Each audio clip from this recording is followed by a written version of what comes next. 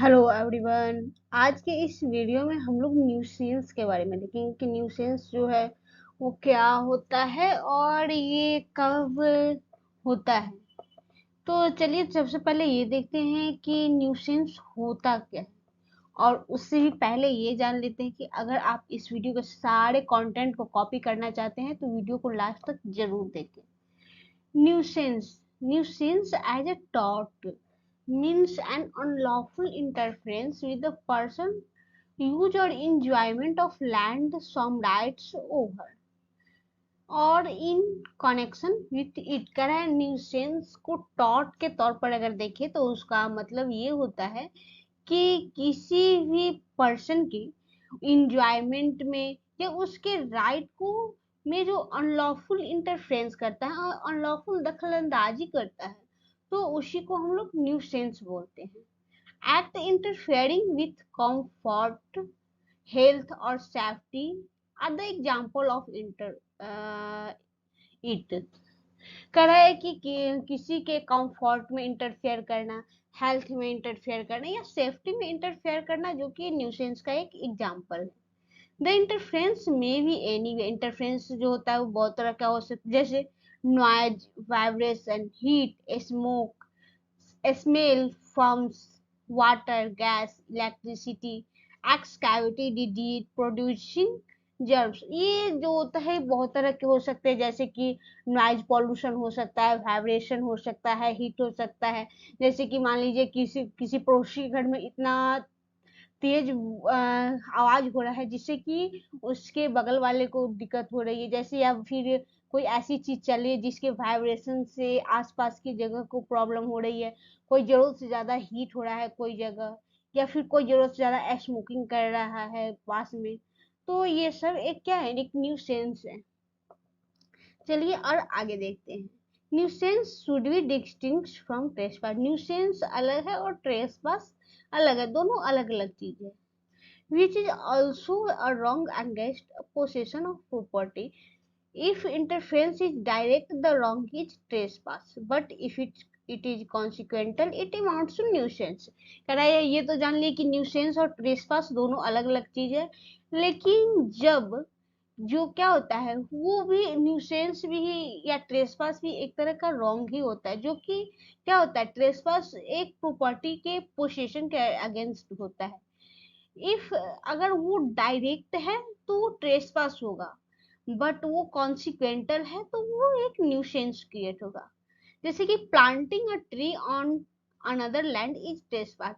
किसी और के जमीन में किसी और के जगह पे पेड़ लगाना क्या है, वो एक ट्रेसपास है। But when a person plants a tree over his own land but the roots or branches projects into or over the land of another person, that is nuisance. जैसे कि कोई व्यक्ति जो है पेड़ तो लगाता है अपने जगह में, लेकिन उसकी जो रूट होती है या ब्रांचेज होती है वो दूसरे की जगह में चली जाती है, तो ये क्या होगा, ये एक प्रकार का न्यूसेंस होगा।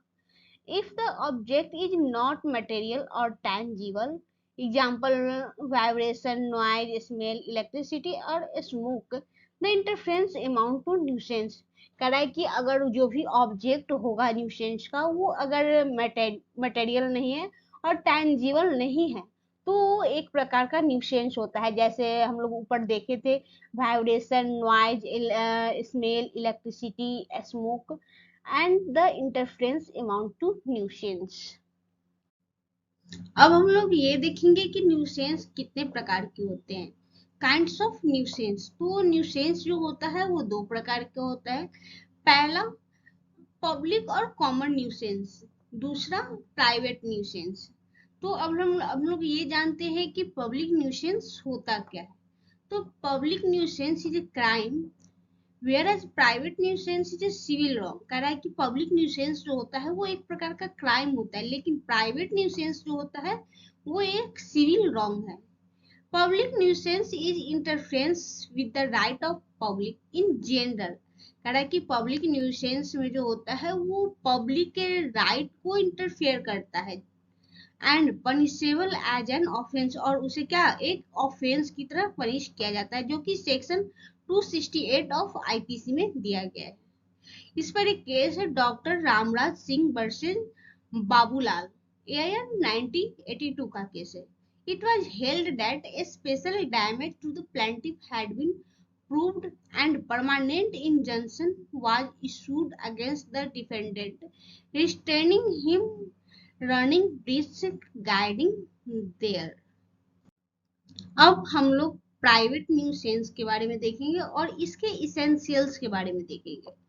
To constitute the tort of nuisance, the following essentials are required to be proved। कह रहा है कि प्राइवेट न्यूसेंस होने के लिए क्या क्या ये essentials होने चाहिए। पहला है अनरीजनेबल इंटरफेरेंस, किसी भी चीज में अनरीजनेबल इंटरफेरेंस नहीं होना चाहिए। अगर अनरीजनेबल इंटरफेरेंस होता है तो वो प्राइवेट न्यूसेंस कहलाएगा। दूसरा है interference with the use of land, दूसरा है क्या, लैंड के यूज में इंटरफेरेंस। और तीसरा लैंड में डायरेक्टली अगर इंटरफेरेंस करता है तो भी वो एक न्यूसेंस होगा। अब हम लोग ये देखते हैं कि अनरीजनेबल इंटरफेरेंस क्या है, ये कब होगा। तो it was held that substantial addition to the noise in a noisy locality by the running of the in-plug machine seriously interfered with the physical comfort of the plaintiff, and such it amount to nuisance, and plaintiff was entitled to an injunction against the defendant। तो इसमें क्या होता है, एक noise pollution, एक किसी locality में noise pollution होता है जो कि प्लेंटिफ के फिजिकल कंफर्ट को इफेक्ट कर रहा होता है। तो इसके कारण क्या होता है, डिफेंडेंट को, जो प्लेंटिफ सू करता है तो उस डिफेंडेंट को उसे इंजंक्शन लगाना पड़ता है, उसे रोकना पड़ता है। अब अगला केस है इन जे चंद्रशेखर करण वर्सेस वीडी केशवान, एआईआर 1987 का केस है। इसमें क्या हुआ था, the defendant find electric metres on the wall of the plaintiff who had executed on it holding the fixtures of necessity amounting to nuisance। The Madras High Court said that any length of period of such use by defendant would not ensure to the benefit of user concerned unless specifically law enabled him to do so।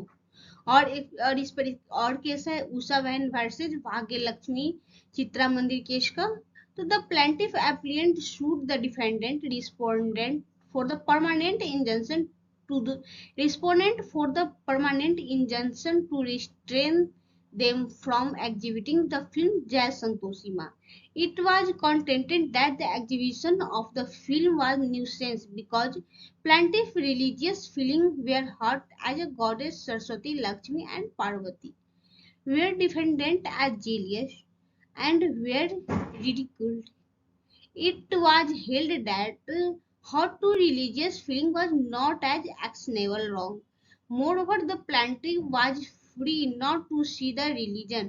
The balance of convenience was considered to be in favor of defendant and as such there was a no nuisance। इसमें क्या होता है, उषा बहन वैसे भाग्य लक्ष्मी का जो case है, इसमें प्लेंटिफ जो करता है क्या करता है, तो वो एक फिल्म में जो जय संतोषी फिल्म है उसमें गॉडेस सरस्वती, लक्ष्मी और पार्वती के दिखाया जाता है कि वो दोनों एक दूसरे से जेलस है। तो इसी से क्या होता है, प्लेंटिफ के रिलीजियस फीलिंग जो होती है उसको हर्ट होती है, तो और वो केस करता है। तो कोर्ट ये करता है कि किसी के इमोशनल जो भी एक्शन है, फीलिंग है, उससे क्या हो सकता है, उससे कोई फर्क नहीं पड़ेगा और ये एक प्रकार का न्यूसेंस नहीं है।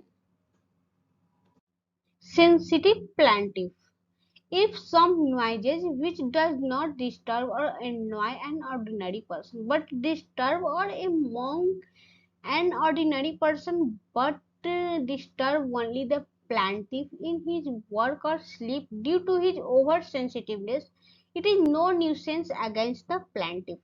कह रहा है कि अगर कोई साउंड है, कोई नॉइज है जो कि हर किसी को परेशान नहीं कर रहा है, लेकिन जो एक प्लेंटिफ है उसके सेंसिटिवनेस के कारण उसको डिस्टर्ब हो रही है काम करने में और सोने में, तो ये एक प्रकार का न्यूसेंस नहीं है। A man who carries on exceptionally delicate trade cannot complain because It is injured by his neighbor doing something lawful on his own property. If it is something which is, would be not injured anything but exceptionally delicate trade. Does nuisance cannot not a state of affairs. Nuisance is generally a continuing wrong, a constant noise, smell, vibration, nuisance, an ordinary and isolated act to escape considered to be nuisance.